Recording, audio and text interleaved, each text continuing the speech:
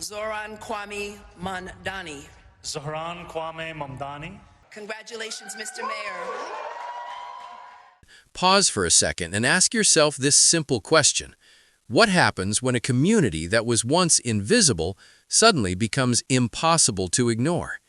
Stay with me, because by the end of this video, you'll see New York City through a very different lens. If you're new here, make sure you're comfortable, maybe grab some tea or coffee, because this story is not fast news. It's a slow, powerful transformation that has been happening right in front of our eyes. Now imagine New York. Skyscrapers, subways, noise, ambition, diversity. People from everywhere, speaking every language, chasing every dream. But inside this massive city, something deeper is unfolding. In Mamdani's New York, Muslims are no longer just immigrants, workers, or a quiet minority. They are becoming a political and demographic force. At first glance, this may not sound dramatic, but when you look closely, it changes everything. For decades, Muslims in New York lived mostly under the radar. They ran small businesses, drove taxis, worked in hospitals, cleaned offices at night, studied in schools, prayed quietly in basements converted into mosques.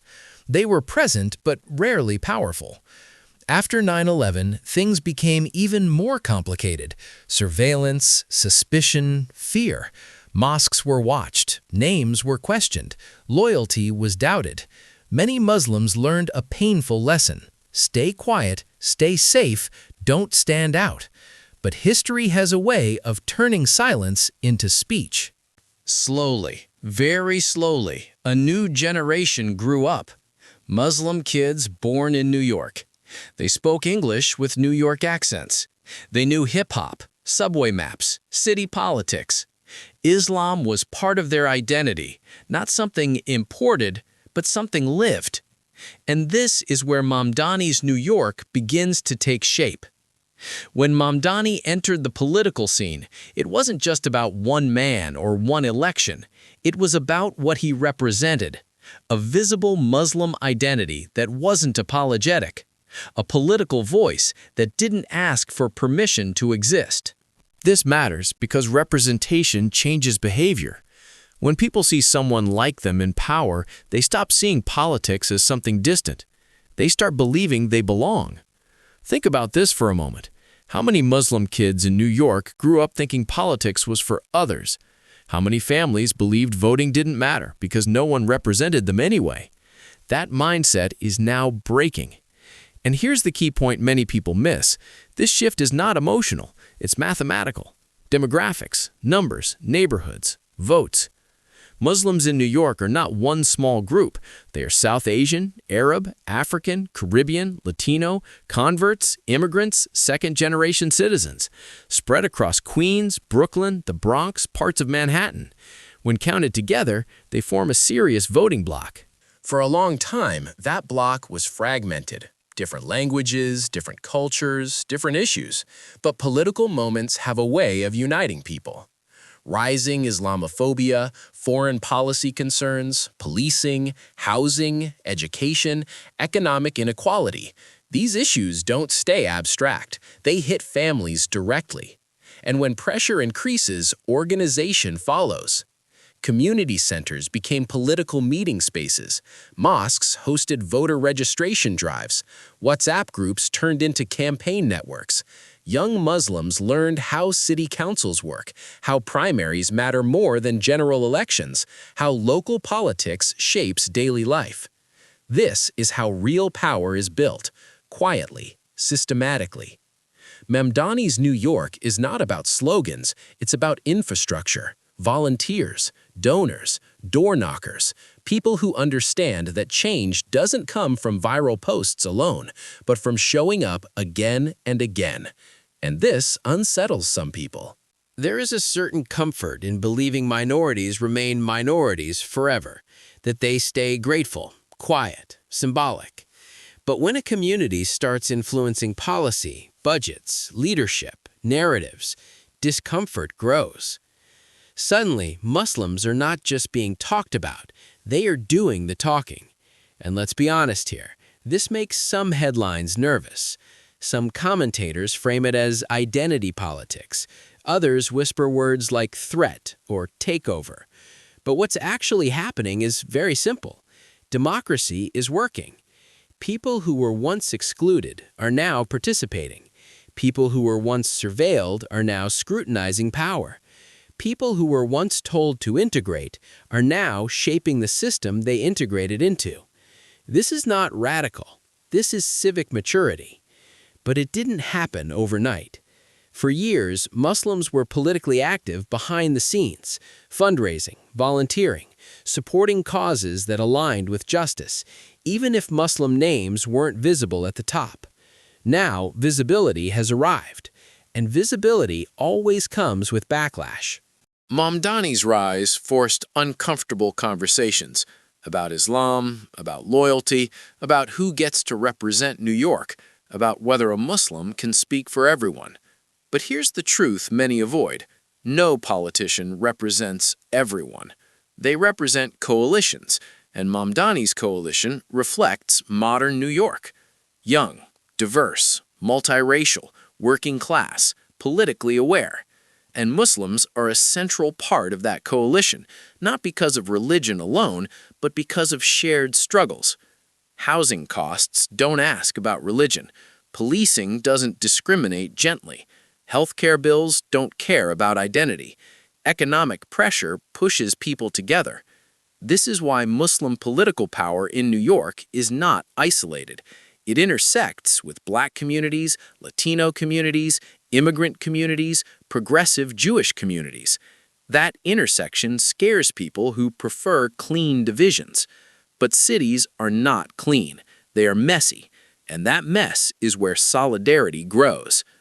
If you're finding this analysis useful so far, take a moment and like this video. It helps this conversation reach more people who are trying to understand what's really happening. Now let's talk about numbers again, because numbers tell stories emotions cannot hide.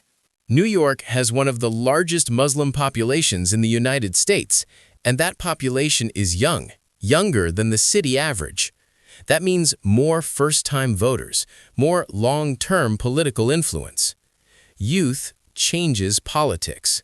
Young voters ask different questions. They're less impressed by tradition and more concerned with results. They don't carry Cold War fears. They don't automatically trust institutions. And Muslim youth in New York grew up watching wars abroad, discrimination at home, and political hypocrisy everywhere.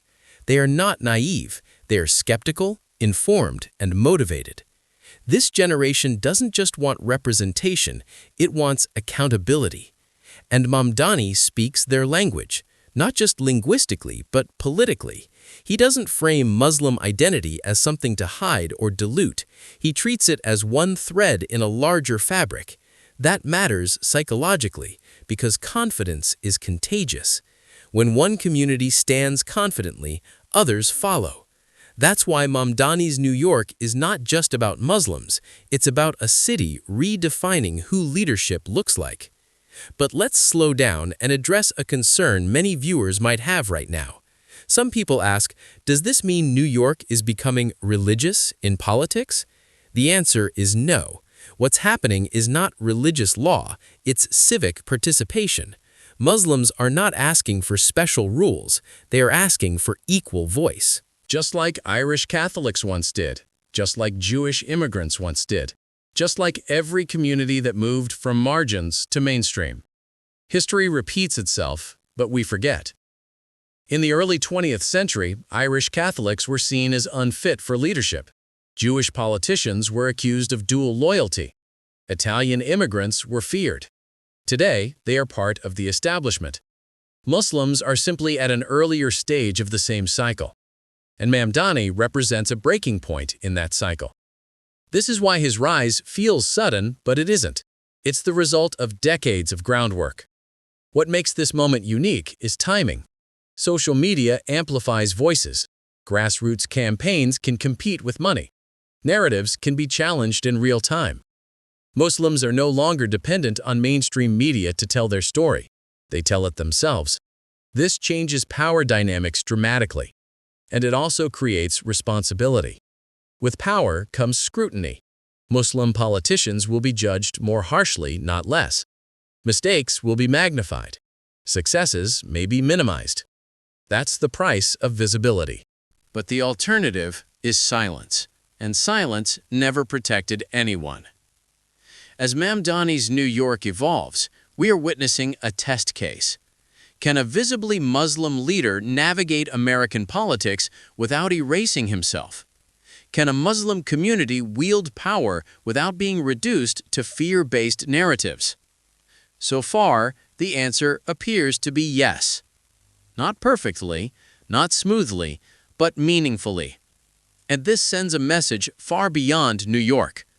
Cities like Chicago, Houston, Los Angeles, London, Toronto, Paris are watching. Muslim communities globally are watching. They are asking, is this possible here too? And once people believe something is possible, it becomes inevitable. If you're still watching, comment below and tell me where you're watching from. Cities tell stories, and I want to know which city you're thinking about as you listen to this. Now let's talk about the future, because this is where things get really interesting. Political power doesn't stay static. It grows, shifts, adapts. As Muslims become more involved, internal debates will emerge. Differences of opinion, generational tensions, ideological splits. That's normal. That's healthy. A community that debates internally is a community that has moved beyond survival mode. Survival mode says, don't rock the boat. Power mode says, how do we steer it? Mamdani's New York marks the transition from survival to participation. And participation is messy. It involves compromise, disagreement, strategy. But it also brings dignity. For too long, Muslims were spoken about instead of spoken with. Policies were made for them, not by them. That era is ending. And here's the quiet part no one says out loud. When Muslims organize politically, they don't just benefit themselves, they strengthen democracy. Because democracy works best when everyone participates. Fear thrives on exclusion. Stability grows from inclusion. New York, for all its chaos, understands this better than most places. That's why Mamdani's rise didn't happen in a small town. It happened in a city built by outsiders. And maybe that's the real story here. Not that Muslims are becoming powerful, but that New York is becoming itself again. A city where new voices don't replace old ones, but join them. A city where identity doesn't disqualify leadership. A city where demographic change isn't feared, but negotiated. As this video comes toward its final moments, I want you to reflect on something simple. Power doesn't always announce itself loudly. Sometimes it arrives quietly, through voting booths, community meetings, and conversations like this one. Mamdani's New York is not an endpoint. It's a beginning. And whether you support him or not, whether you agree or disagree, one thing is clear. Muslims in New York are no longer waiting to be invited into politics. They've already arrived. If this video made you think, share it with someone who needs a deeper understanding beyond headlines. And if you want more long-form, calm, thoughtful analysis like this, subscribe to the channel.